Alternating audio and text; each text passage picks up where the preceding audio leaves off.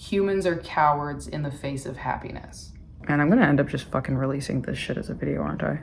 This is B grade for a B grade channel. This is shit tier for a shitty YouTube channel. If you end up seeing this, then like, congratulations. I've been doing these scripts or these like practice runs of these chatty videos for over a year. I have all of these well thought out things, helpful things, life things, personal stories that I never bothered to actually put out into the world. I'm seeing people, you know, just with their phone and off the cuff, not a lot of scripting, no bells and whistles, just one person, a camera, maybe a microphone if we're lucky, and some hot takes, some wisdom to share, some advice, some self-reflection, some honesty, some authenticity. These are people that are doing the things that I can do, that I'm capable of doing, that I just haven't started. You just fucking miss 100% of the shots that you don't actually take. This is true failure, in my opinion. Failure that I can actually regret. Failure to actually try. Failure to just do something. I've tried so many things. I have to rack my brain to remember all of the different things that I've tried that haven't just like popped off, but there are so many of them. I'm not ashamed to say, in the absence of relatively immediate gratification, I'm just like simply not that interested. And if it didn't click, if it didn't make me any money, if it didn't get me any attention, just move on to the next thing. I've probably got 5 different ideas at any given time anyway, so off I go on to the next one. And so anytime something that I toss out there haphazardly, anytime one of those things doesn't take off, I legitimately just forget about it. Clearly, I'm not that bothered by these failures of things flopping. Would it have flopped if I gave it my best effort? Maybe not. I'm trying to figure out if there is an in-between between half-assing it and my best effort. And I think when I run that back to myself, I either half-ass something or I focus too hard on like making something absolutely perfect. And if I release something that I poured my full effort into, that was really truly good enough and perfect and incredible, and that flopped, well, that fucking shit would feel like a failure. That would hurt. When ever have I ever released a perfect first try at something? I can't think of a single thing. Why? Probably because you have to do something bad a bunch of times in order to figure out how to perfect it. What the fuck am I perfecting that doesn't even exist? It's just an idea.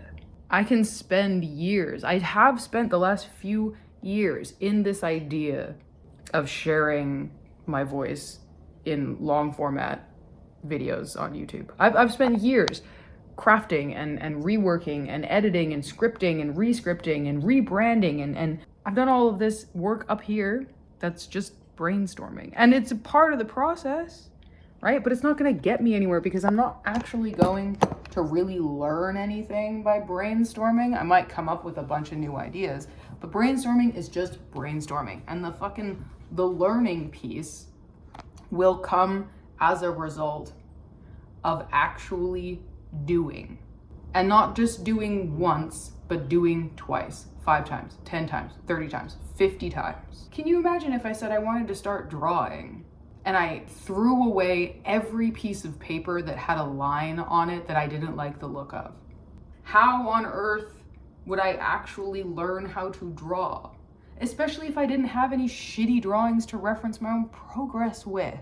The only time I have ever actually failed, the only time I have felt shame surrounding a failure, was when I didn't bother to try. Was when I spent all of my time thinking about wanting something, but not trying it out, not actually taking any sort of a leap.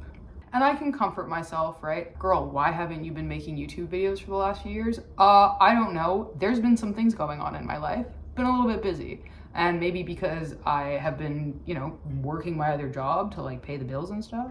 I'm not going to senselessly beat myself up for not having like attempted to even take one step toward achieving something.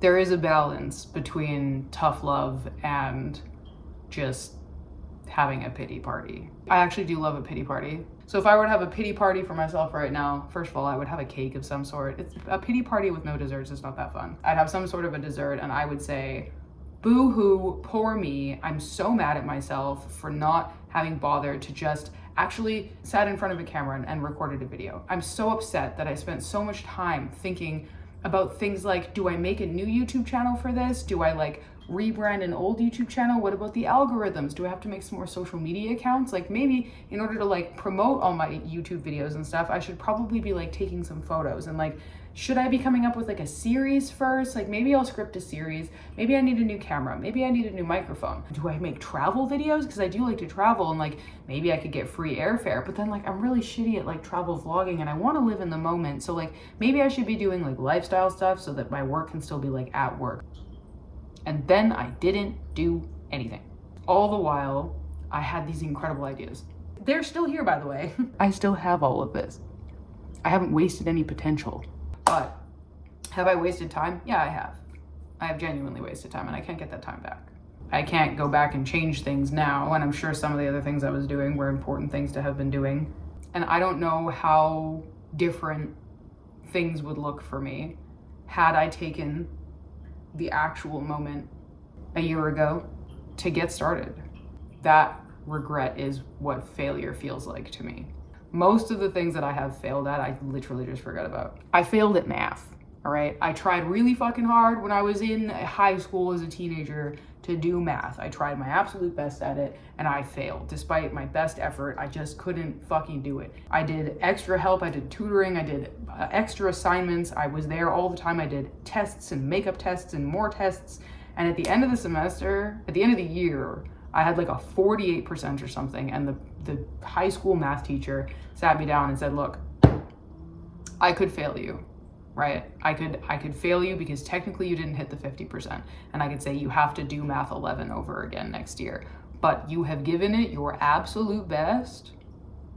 And I legitimately don't think there's anything else you could have done. Turns out I'm fucking dyslexic and no one told me. I didn't know you could have numbers dyslexia. All of these, it turns out I'm fucking dyslexic. And that's a big part of why I can't do basic math. So I failed at math. I was trying at that because I had to do it. But it wasn't like I was emotionally invested in this at all. I did think that I was an idiot for not being able to add. And I still like to make jokes about the fact that like, I don't know my times tables. So that must mean that I'm not actually very smart, right? I don't know my times tables. I don't assign the value of my character to my inability to count properly. But was it a failure? I'm gonna take a risk here. One of these two things is true.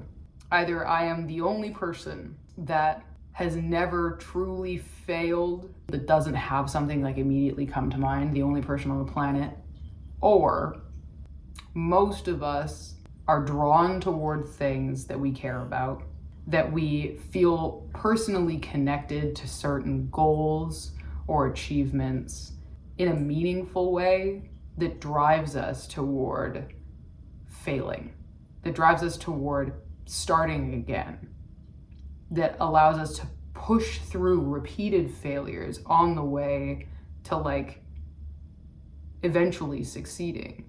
If I go back in time, the things I would consider, a flop for myself today, those would be successes beyond my wildest hopes from me that had yet to try. Your first best is your best.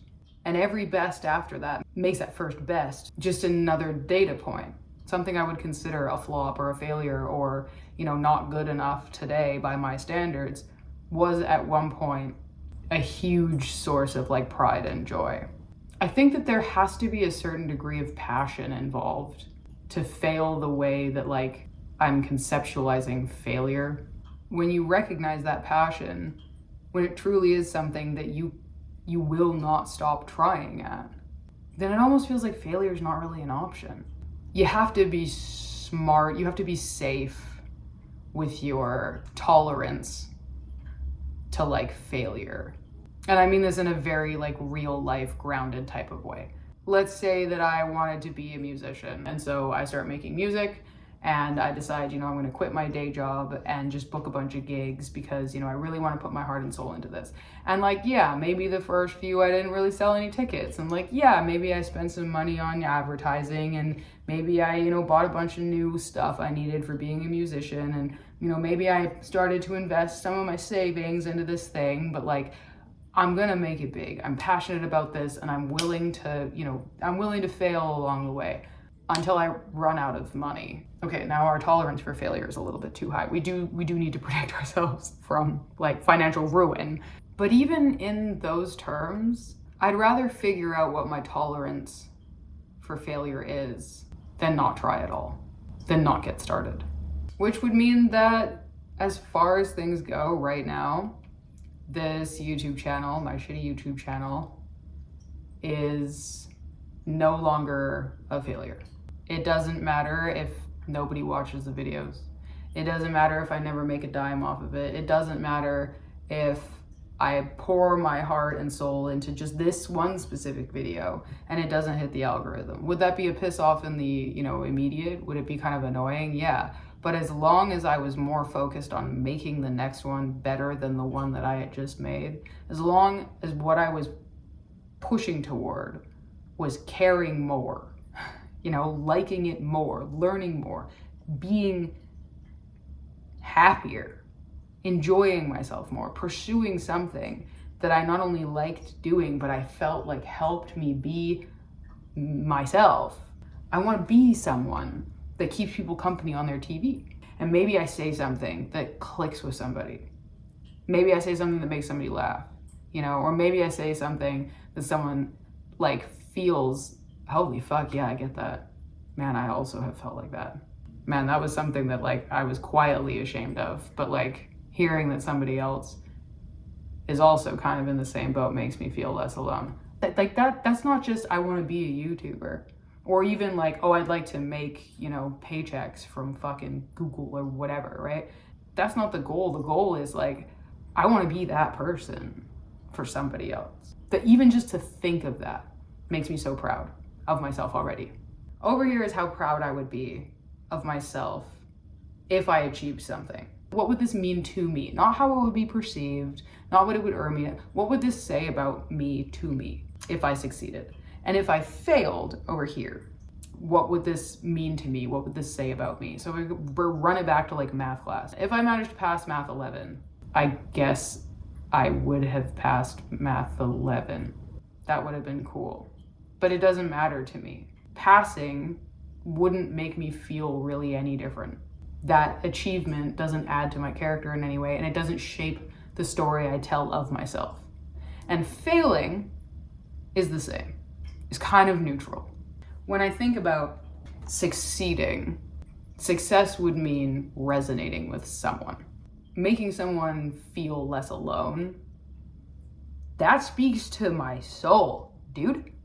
That kind of success would shape my story. It would change how I see myself. It would improve how I see myself. This type of success would add real value to my soul. That's fucking cheesy, but it's true. That success means so much to me. Then truthfully, success means to reach one person, is to resonate with one person. Because if the grander scheme, if the success for the future is to, you know, have my videos be seen by 100,000 people, by 200,000 people, by 500,000 people, cool. But the true goal is one, to resonate with one. So failure then would be 0. Based off of the awareness that multiple failures would inevitably lead to success of being seen by one person, and just knowing how the fucking platform works, the chances of me reaching 0 people is so far-fetched that failure really is only actually logically, statistically possible if I don't post at all. That's why the last year where I've had ideas and I just haven't actually posted about them, that's why that feels like a failure, because the failure is none. and success is 1. The space in between these two things is where shame is. Because the action of shifting the story I tell about myself, because the action to help me define my own character, to grow as a person, to do things that matter to me, is as simple and accessible as posting a video to a platform for free. That is terrifyingly within reach. Oh, this is perfect. I'm so glad that I set my camera up. I really wish that this was filmed on my actual good camera, but whatever. This might end up being on the channel anyway. One of my favorite movies is a film called Kamikaze Girls. It's from the 2000s. And in it, the main character says a line that has stuck with me ever since I was a teenager. She says, "Humans are cowards in the face of happiness." Humans are cowards in the face of happiness. And I think this really speaks to the whole like do it scared thing. I'm so tired of hearing that. Do it scared, bitch. I'm scared every day of my life. I'm scared all the time, man. Have you looked outside ever? Read the news lately? I'm terrified all the time. I do everything scared. I brush my fucking teeth scared. I think it's important to recognize the difference between fear and cowardice, right? Being afraid makes sense a lot of the time. If I were to be standing on the ledge of a fucking cliff or something and I looked down, I would be experiencing fear because I'm somewhere very dangerous right now and that's really high up. I'm not even really that scared of heights, but that's nervy. I'm scared. I'm feeling fear. Cowardice is hinged on what you did or did not do in the face of that fear. If I stood on the edge of a cliff and then walked away feeling like a coward, maybe it was because I was there to bungee jump and I didn't do it. That makes sense. I would feel like a coward in a situation where fear makes very good sense. To say that humans are cowards in the face of happiness, I just think that it just gets more and more true the more experiences that I get to have in my life, right? That I'm fortunate enough to have. I've had a lot of opportunities. I'm so lucky that I still, to this day, and hopefully forever, every day, I have opportunities for happiness. I have opportunities to ask myself whether or not I want to experience the shame of cowardice, or whether I'm willing to chance failure. And also if failure is part of the process, then like, is it even failure at all? I was gonna say I want to be the type of person that recognizes when she's being a coward and chooses to chase that happiness instead of fearing failure. The truth is I am that person. I'm here. Just by sharing this, I've recognized my cowardice because happiness is right here. And even if this one video doesn't go anywhere, and even if the next 10 videos, 100 videos don't go anywhere, as long as, you know, my basic needs are being met and I'm taking care of myself and I'm able to still allocate time to trying again, you know, to running at another opportunity to fail, I'm not a fucking coward at all. I'm just a person. I'm a person who is really happy. I think it would be really cool if a year from now I got to sit down and talk about how I spent the year pursuing happiness and acknowledging the coward in me that trembles in the face of happiness. And instead of choosing inaction, you know, 1 year from now, if I were able to look back at a whole bunch of things that I did post, my best hope for myself is that I'll be able to look back and see everything that I have learned because I would have tried a bunch of times and that I would have enjoyed the process of trying. Would it be super cool to look back a year from now and be able to say things like, you know, I was able to become a full-time YouTuber and YouTuber is my, you know, my main form of income now? Yeah, that would be cool. But I won't know if that's even possible unless I have a bunch of days that are like today, where I make something and I share it.